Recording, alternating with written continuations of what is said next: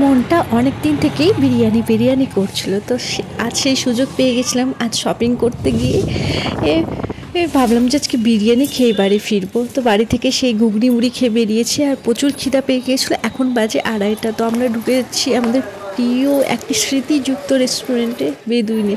এখানকার বিরিয়ানি আমার always favourite. তো ভাবলাম এখানে খাই।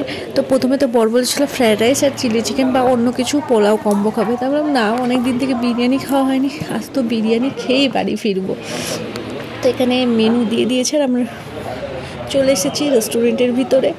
আর রেস্টুরেন্টে বেশ মোটামুটি ভিড় ছিল। তো এখানে আমরা আলু বিরিয়ানি, যেটা 140, আর মটন কষা যেটা 300 টাকা ছিল, সেটা অর্ডার করার পর করেছিলাম ফিশ ফ্রাই আর একটা কোল্ড ড্রিঙ্ক, আর জলের বোতল ম্যান্ডেটারি ছিল।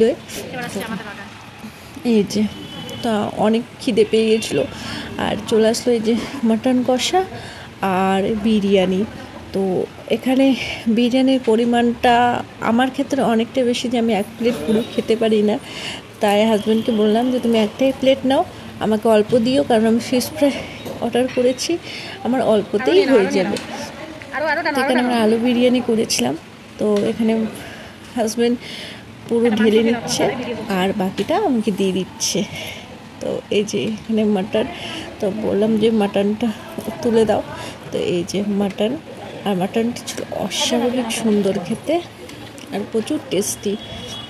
তো এখানে মাটন পেয়ে গেছি, আর গ্রেভিটাও সত্যি কথা বলতে খুব টেস্টি ছিল, আর আমার প্রিয় ছিল এই তেলটি। তো যাই হোক, চলুন শুরু করি। তো প্রথমেই একটু বিরিয়ানি খেয়ে দেখবো আগে, তারপর সব কিছু মিশিয়ে খাবো। তো এখানে আমি বিরিয়ানি খেয়ে দেখো, আহা কি আনন্দটাই না পেলাম। তো যাই হোক, তো এখানে মাটন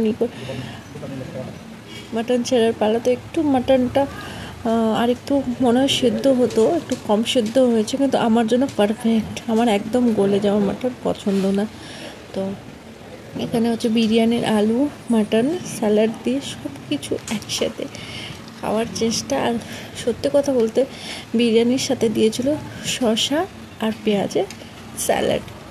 তো এখানে সব কিছু একটু একটু করে নিয়ে, একটু বিরিয়ানি আলু, মাটন সব কিছু নিয়ে হালকা করে মেখে খাওয়া গ্রেভির সাথে। তো এখানে আমার প্রায় বিরিয়ানি খাওয়া শেষ।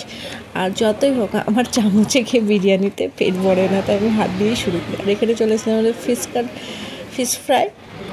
তো এখানে এটা ভেতরে নিশ্চয়ই ভেটকি মাছ ছিল না।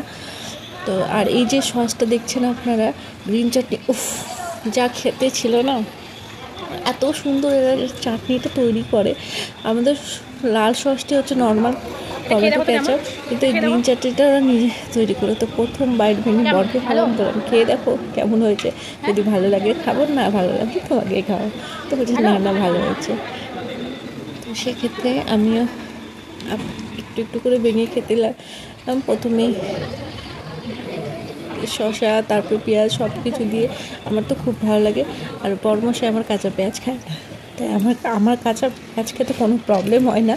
তো আমি যেহেতু খাই, আমি সব কিছু দিয়ে আমার অপূর্ব সুন্দর লেগেছে। আর মোটামুটি শেষ। আর এই মুহূর্তে আমার পেট একদম ফুল, কারণ অসময়ে খাওয়া, যতই খিদা বা একটা দেখবেন যে আর বেশি খিদে পেলে খাওয়ার ইচ্ছা করবে না। তো যাই হোক, আজকের ভিডিও এই পর্যন্ত। ভালো লাগলে একটি লাইক করে দেবেন। ভালো থাকবেন, সুস্থ থাকবেন, বি পজিটিভ, বাই।